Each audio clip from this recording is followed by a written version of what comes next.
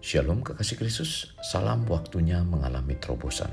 Saya bersyukur pada Tuhan di mana hari yang indah ini kita masih dapat berjumpa. Mari kita gunakan dengan sebaik mungkin untuk mendengarkan renungan melekat dalam Tuhan.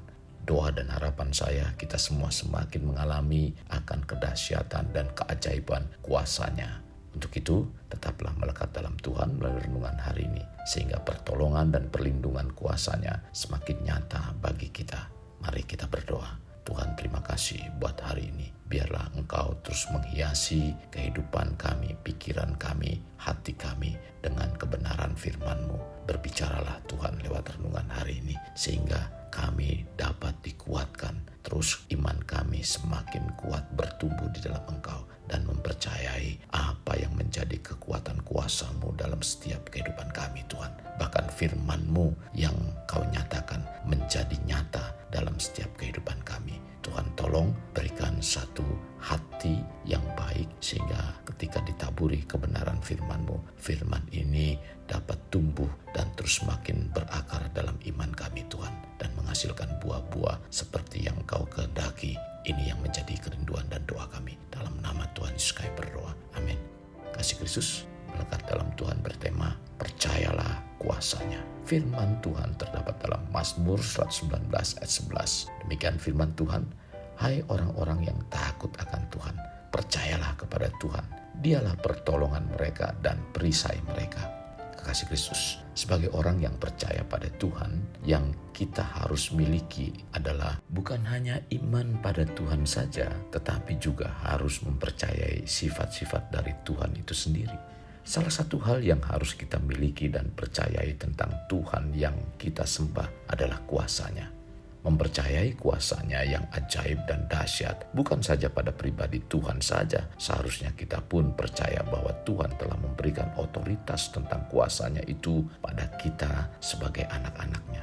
Tuhan Yesus telah melucuti dan mengalahkan kuasa iblis, tercatat dalam Kolose 2 ayat 15. Tuhan Yesus juga mengutus murid-murid dan memberi kuasa serta mengutus untuk mengusir roh-roh jahat dan melenyapkan segala penyakit dan segala kelemahan. Tercatat dalam Matius 10 ayat 1.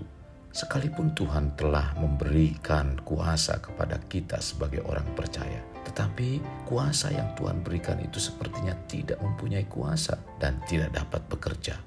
Kuasa Tuhan tidak dapat bekerja dikarenakan kita tidak memiliki hubungan intim atau karib dengan Tuhan.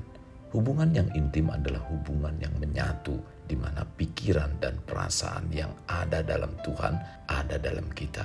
Demikian pula yang ada dalam kita ada dan dirasakan juga oleh Tuhan. Sehingga dengan sikap demikian, apapun yang dialami memiliki percaya yang penuh atau tinggi tentang kuasa-Nya yang hidup, dahsyat, dan ajaib.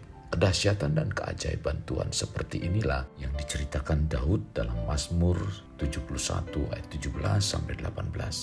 Ya Allah, Engkau telah mengajar aku sejak kecilku dan sampai sekarang aku memberitakan perbuatan-Mu yang ajaib. Juga sampai masa tuaku dan putih rambutku, ya Allah. Janganlah meninggalkan aku, supaya aku memberitakan kuasa-Mu kepada angkatan ini, kekuasaan-Mu kepada semua orang yang akan datang. Kedahsyatan, keajaiban, dan kuasa Tuhan akan bekerja dalam hidup orang percaya jika kita menyatu dengan Tuhan. Tuhan Yesus menyampaikan firman-Nya dalam Yohanes 15 ayat 7. Jikalau kamu tinggal di dalam aku dan firman-Ku tinggal di dalam kamu, mintalah apa saja yang kamu kehendaki dan kamu akan menerimanya.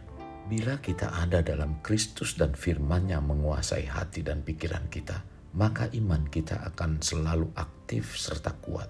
Iman timbul dari pendengaran dan pendengaran akan firman Kristus, tercatat dalam Roma 10 ayat 17. Untuk percaya akan kuasa Tuhan, kita perlu memiliki iman. Karena iman adalah perisai yang dapat memadamkan semua panah api si jahat atau iblis. Tercatat dalam Efesus 6 ayat 16. Demikian juga kita harus berakar kuat dan semakin bertumbuh dalam firman. Karena firman merupakan pedang roh yang dapat menghancurkan, mengalahkan atau membunuh musuh. Tercatat dalam Efesus 6 ayat 17. Jadi sangat penting sekali bagi kita sebagai umatnya untuk tetap melekat dalam Tuhan. Dengan sikap ini Tuhan akan menunjukkan pada kita.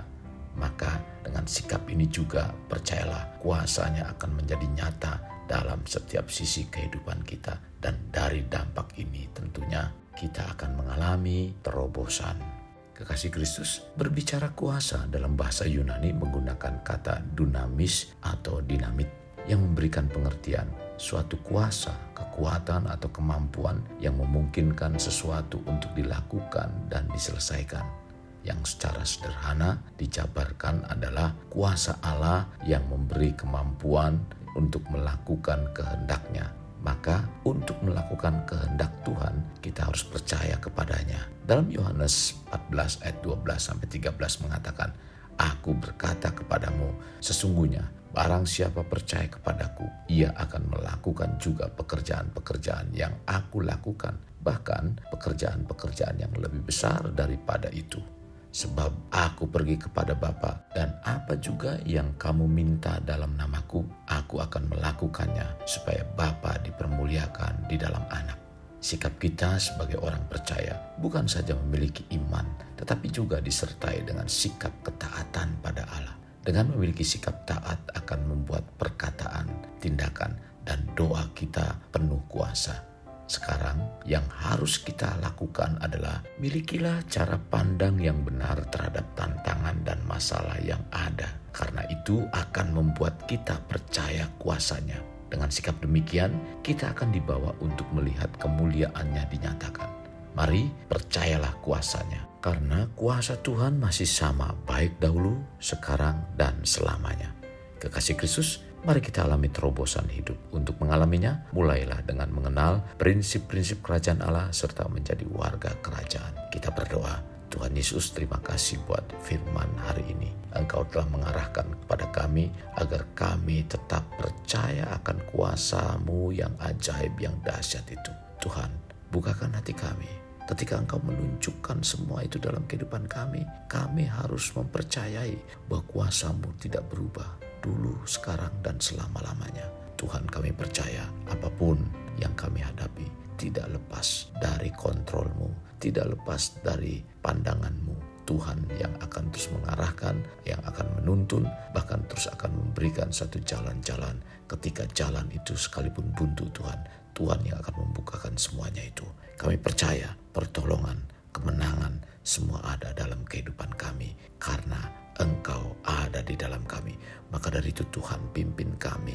Biarlah Roh-Mu yang kudus untuk senantiasa menguatkan kami tetap ada di dalam kebenaran firman-Mu.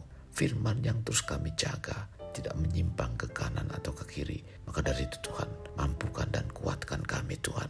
Ketika kami diproses, kami dibawa untuk menjadi semakin kuat di dalam Engkau. Karena Engkau akan membawa iman kami semakin kuat. Dan otot-otot iman inilah yang akan memampukan kami untuk dapat berjalan dalam kebenaran-Mu. Terima kasih Tuhan Yesus, terima kasih. Ini doa kami. Dalam nama Tuhan Yesus kami berdoa.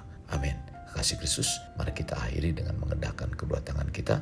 Terimalah anugerah berkat dari Allah Bapa, kasih sayang daripada Yesus Kristus, dan persekutuan dengan Roh Kudus yang mencurahkan berkat secara rohani, berkat secara jasmani, dan berkat secara ekonomi, di mana berkat Abraham, berkat Ishak, berkat Yakub dicurahkan dan dilimpahkan dari saat sekarang sampai Maranatha tiba, dalam nama Tuhan Yesus. Amin.